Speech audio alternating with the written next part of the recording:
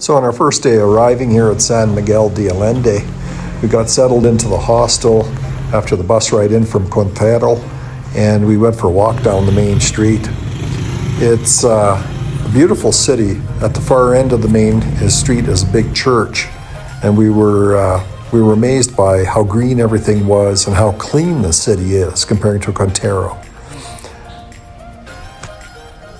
The thing that mystifies me is that it's rock walls, but if you get through the gate or through the door on the backside, there's these beautiful yards and courtyards that are absolutely spectacular.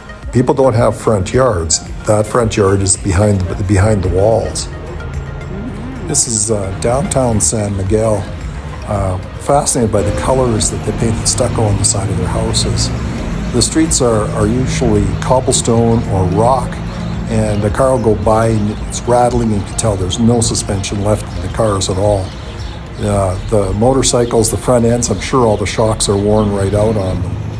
At the end of the main street, there's three main churches in this town, and this was one of the churches at the end of the main street.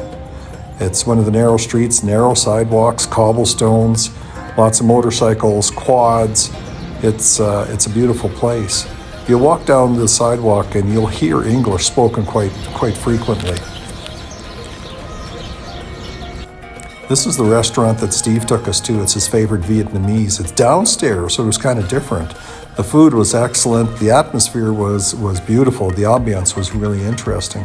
There was a lady that sat there and she quietly played guitar and sang while we were having supper. It was a beautiful place to spend the evening. People are easy to meet here because we're all expats. This is Steve's place. He gave us a tour of the place that he's renting. This is only a couple of blocks off the main street. After we left, we walked home. This was the evening walking home. It was fairly early in the evening yet, so it didn't feel unsafe at all. Actually, the streets in San Miguel feel really safe to us.